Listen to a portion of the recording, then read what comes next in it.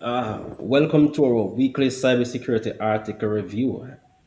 Do you know and understand what's in your threat landscape?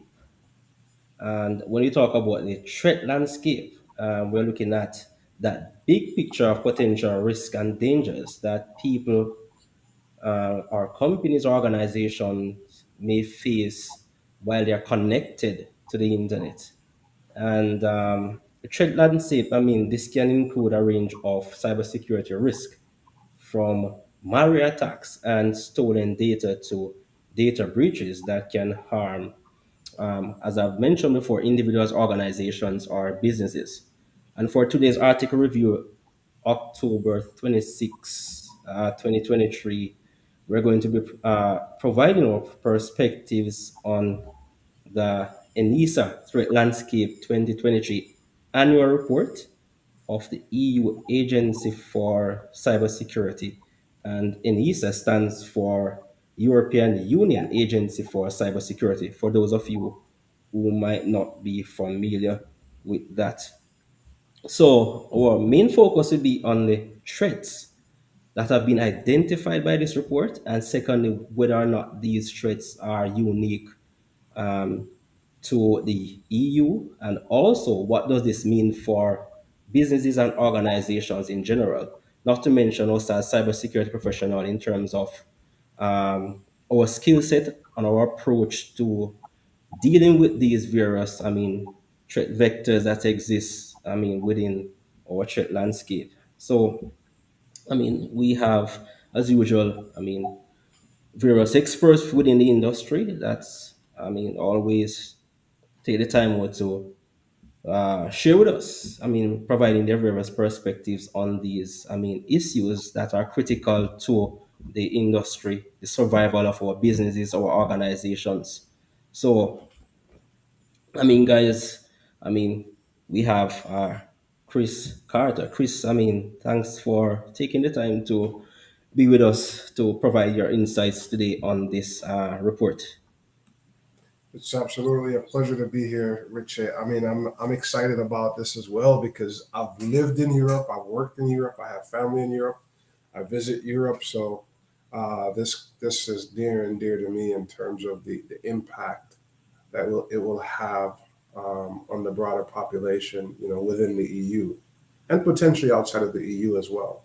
I mean, we've talked about. I mean, the article really highlights some significant aspects of the threat landscape. I think they were recording of close to 2,600 incidents from the period from 2022 right up until June of 2023. It's talked about, ransomware, deepfake, and AIs, and the significant increase in the number of common vulnerabilities and exposures that was recorded. So there's a lot here. And on top of all of this, right, most of Europe is going into a 2024 election cycle. So a lot of it is somewhat similar to what happened in the US. I can't believe 7 years ago, right, with the fact that, the fiber, the very core of democracy is at uh, is under is under threat, right? And that this is because of systemic risks within the entire ecosystem, right? You have member states of the European Union, and those member states do communicate with each other. In most cases, they communicate, over the internet. So the systemic and inherent risks that are associated with that type of communication and collaboration between EU member states, they're real and they're starting to rear their ugly heads. Great point to start on. Can you provide, some more details or insights into when you talk about systemic risk? Yeah, so systemic risk is very funny because I just finished reading a book. If I can find the book, here's the book. It's the Great Reboot. Not a plug. I do not know any of these authors. I'm not affiliated with them in any way, but the book talks a lot about when one thing when you have a large ecosystem, we've heard the saying, when a butterfly flaps its wings at the coast of the African continent, which leads to a tsunami in Japan, right? So that's what we're talking about, and more specifically within the cyber landscape, because there's so many interconnected systems, and the systems inherently were produced or were made with risk that people didn't consider or for some reason decided not to consider. They're there. And just because they're ignored doesn't mean they're not there. And that's exactly what the bad guys count on. You talk about, potentially having something like ransomware in the midst of an election or DDoS attack. In many cases, Europeans tend to be, they're very protective of information, but they're also very practical in terms of how they approach situations and challenges or opportunities when, for election, for example, with the election cycle, someone may choose to vote in a certain way. Well, the question now becomes, how do we know that the one vote that the one individual actually entered in the system was properly recorded and stored and can be retrieved just as the way that the individual voted, right?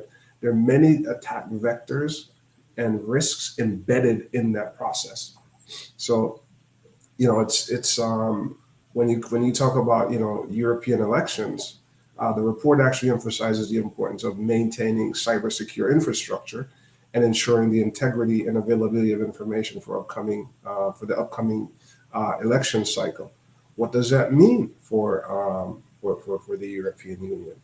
What does that mean for democracy in the European Union? What does that mean for civility in that in that state where you have multiple members who don't always actually see eye to eye on things, right? So there's just a lot of systemic risk that will then have an impact on social, financial, and other demographic that could potentially cause unrest. Now, I'm not saying that this will be the case, but we also have to, as cybersecurity professionals, we tend to have a dystopian view of reality. So we're always thinking in the worst case scenario. So in this case, I think we have to assume the worst case in order to appropriately. I think they, not we, the NISA has to provide this information to leadership and the folks who are in charge of the elections and other aspects of the EU, so they fully understand the risk, and that way they'll have a better understanding of how they will treat the risk. They can accept it, they can remediate it, they can ensure it, or they could just step back. There's not a fifth option, so that's something that they have to be aware of. Great. Very, important points there that you have actually mentioned that we could actually go off into, various avenues. But looking at all that you have actually said, though, what does this, what's the implication for us as cybersecurity professionals in terms of our approach to managing cybersecurity risk within organizations, meaning that the way how we assess or evaluate risk, both from an internal and external perspective, in terms of our approach that we take to implement the various, mechanisms, system, policies, procedures, programs to deal with the challenges of cybersecurity threats that exist within the broader landscape. No, I think I don't want to include myself in the group, but I'm amazed with some of the people that I work with and some of the clients that I have in terms of the intellectual prowess. I think overall we're not like most of cybersecurity. There's some pretty smart people. I think the number one of the challenges I think for cybersecurity professional is how do you contextualize a risk? in terms from the business perspective. How do you understand the risk, communicate the risk, and collaborate with the business to ensure that they can actually continue to function and make money, right? In how they treat the risk. I think one of the challenges we have as cybersecurity professionals doesn't come as news to anyone is the way we communicate risk to the business, right? I think we do a pretty good job. We have the capabilities in terms of how to manage risk.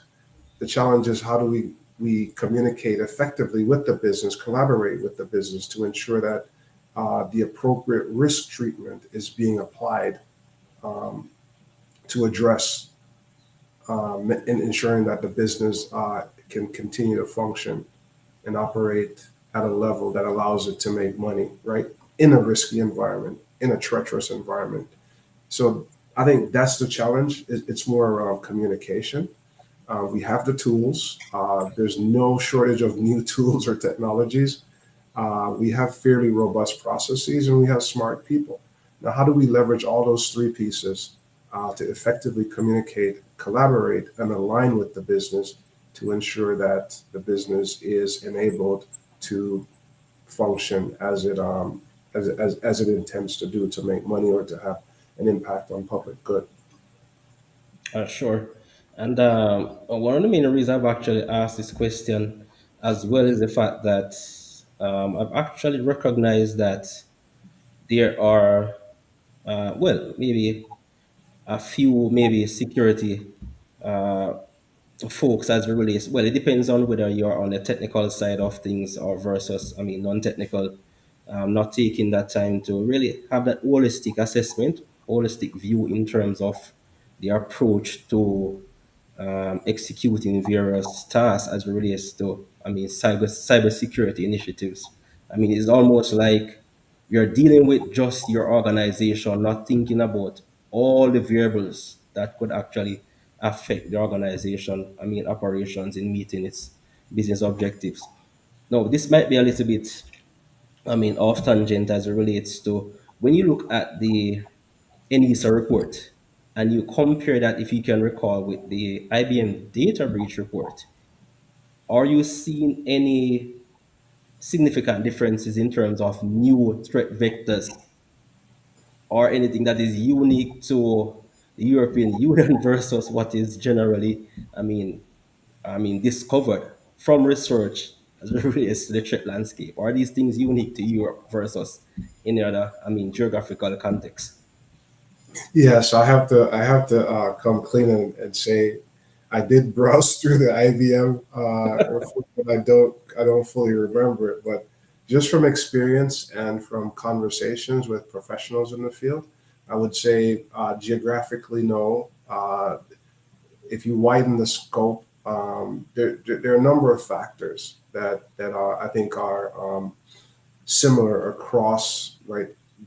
Doesn't matter where you are. You're going to have threat actors. They're going to have motivations. They're going to have motives, right? Behind whatever the threat, each threat will have a motive. It's either going to be they want to get money, they want to disrupt operations. It could be espionage. You think of those countries east of us, right? It could be destruction, or it could be folks who are hacktivists who are trying to infiltrate an ecosystem to make a point, take money, or disrupt your operations, right? I think there are things such as artificial intelligence, right? The question that we have to ask ourselves, regardless of where we are geographically on the map, is how do we explore the role of artificial intelligence? You have things like deep fakes, you have AI powered chatbots, you have phishing attempts, and you have information manipulation. Those are all factors that are, in the cyber threat landscape. They're equal. Those are equal opportunistic factors that will impact how a business or a government operates. Now, we haven't started talking about the supply chain attacks yet, right? Where you have, you know, attacks and their impact on public administration and digital service providers. Those are all things that the article mentioned. Yes, we're talking about the European Union, but it's also relevant and germane to any organization, non-governmental organization, whether it's for profit or for impact. So, those are all factors that I think are, regardless of where you are. Now, I would say there's sector specific threats. I think the article also talks about that. Some sectors are more targeted than others, right? But the interesting thing is there are going to be interdependencies and cascading effects when a single impact, when a single event may have a far-reaching impact on. In the case of the European Union, something happens in Germany, it could have an impact in France, it could impact Poland, it could have an impact in uh, uh, Monaco or Italy, right? These are all things because the systems are somewhat connected. Now, in the business landscape, you could have there are different players or stakeholders involved. You have your employees, you have your customers, you have your partners, you have third party actors, and you have a plethora of other stakeholders who could be impacted by a single event, whether it's malicious or non malicious, intended or unintended. All someone has to do is get an email, click on the link, and then Pandora box opens. So I think that, so to summarize, I think generally speaking, uh, the threat landscape is somewhat equal in terms of how it impacts regional players or regional jurisdictions, but there are also sector specific threats that are specific given the political context, the social context, the environmental context, the technical context. Those are all factors that will um, have an impact on in terms of your threats within the threat landscape. Sure.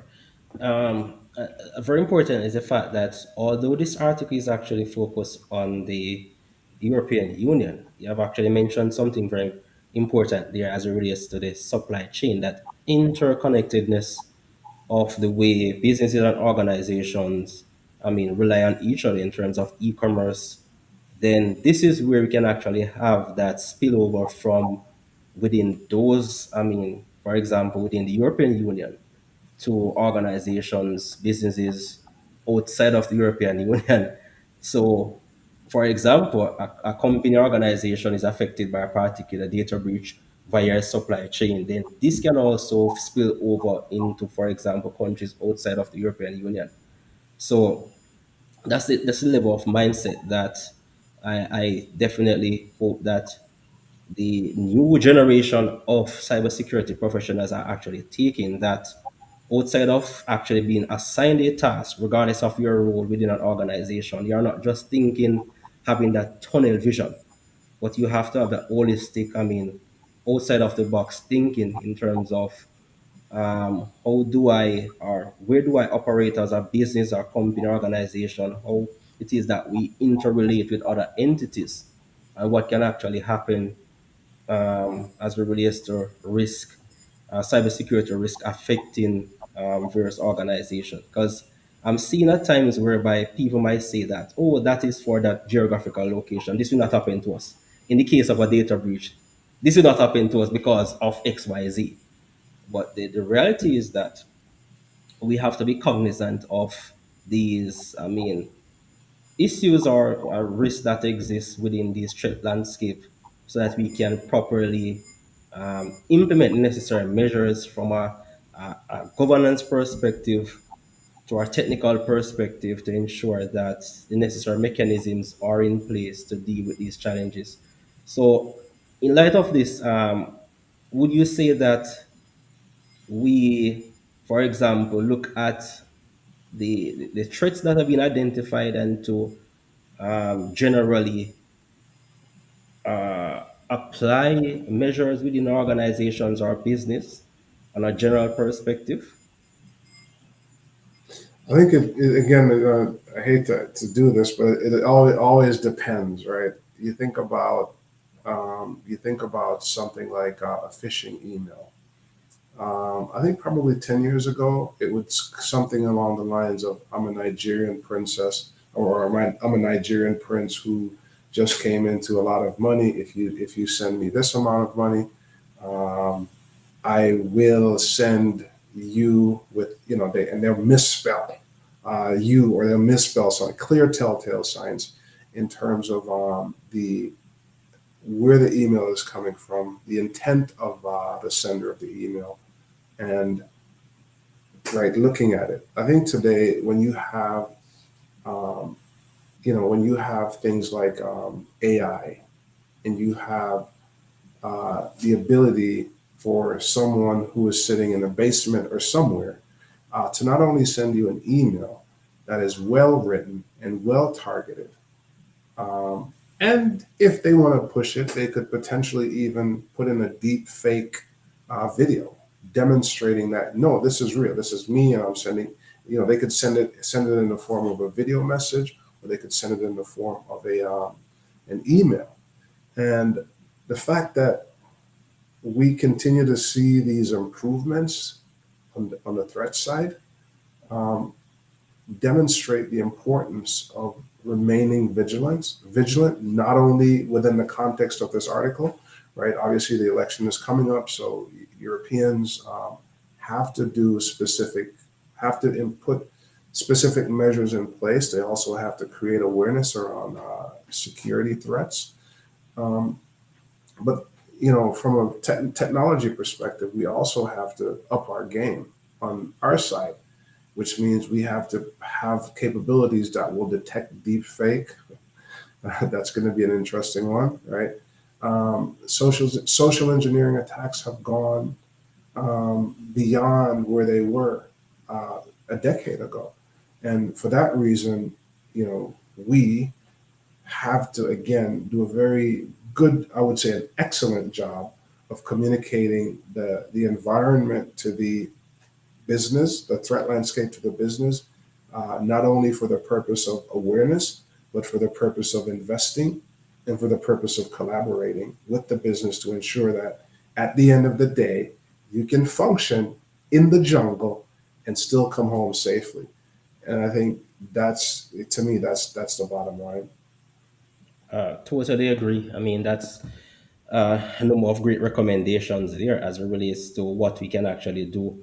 And I've also placed a link in the chat. I strongly recommend that, guys, you take the time to actually look at these reports and also the various reports that are actually published from these, I mean, um, various organizations that actually do the deep research into what is actually affecting us from a security perspective within the cybersecurity landscape. So, I mean, that's a wrap for us today. I mean, definitely hope that you found the insights shared very helpful to helping you in terms of building your, I mean, cybersecurity skill set and in helping organizations to be more, I mean, resilient in their day-to-day operations. So with that said, guys, I mean, see you same time next place. I mean, same time, same place. I mean, feel free to connect with us. I mean, share this with your network as usual. So a wonderful day, guys. Until